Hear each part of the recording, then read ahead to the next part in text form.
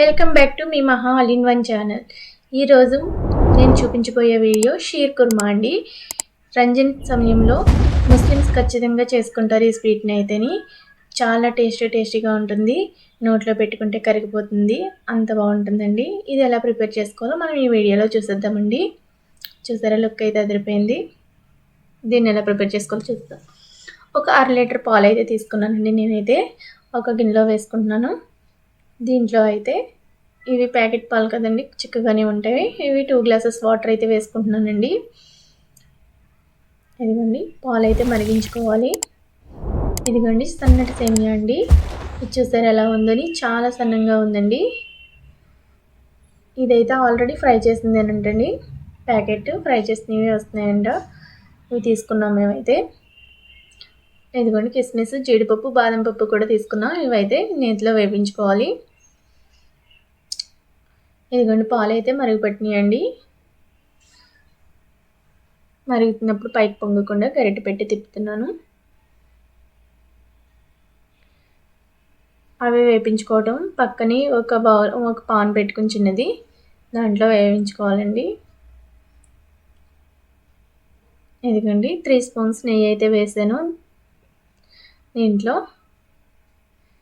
ఇదిగోండి కిస్మిస్ అయితే వేయించుకుంటున్నానండి. తర్వాత జీడిపప్పు, బాదం పప్పు కూడానండి.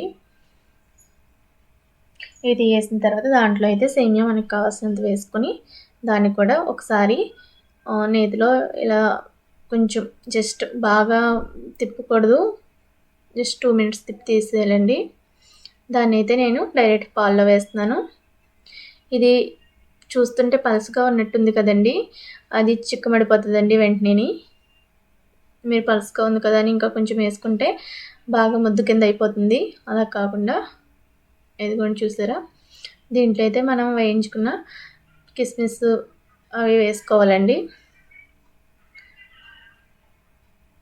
దీంట్లో షుగర్ కూడా వేస్తున్నానండి. 150 గ్రామ్స్ అయితే షుగర్ పడుతుంది. ఇంకా స్వీట్ తినేవాళ్ళు అంటే ఇంకా వేసుకోవచ్చు, మీ స్వీట్నెస్ బట్టి మీరు వేసుకోండి.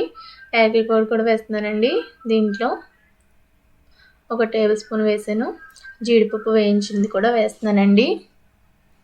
అలాగే బాదంని వేయించాం కదండి, కొంచెం కచ్చపిచ్చగా కొట్టానండి, దాన్ని వేస్తున్నాను. మొత్తం మిక్స్ చేసుకుంటున్నాం.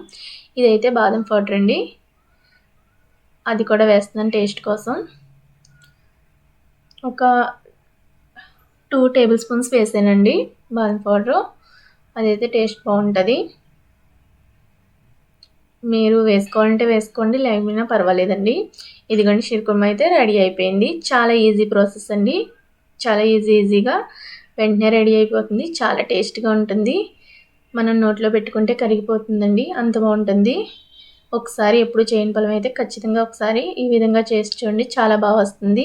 మా వీడియో మీకు నచ్చినట్లయితే please like, share, subscribe.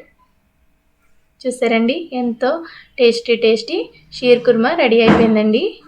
Ramzan సమయంలో అయితే ముస్లిమ్స్ అయితే ఖచ్చితంగా చేసుకుంటారండి. ఇది ఒకసారి మీరు కూడా ట్రై చేయండి, చాలా బాగా వస్తుంది. Okay friends, bye.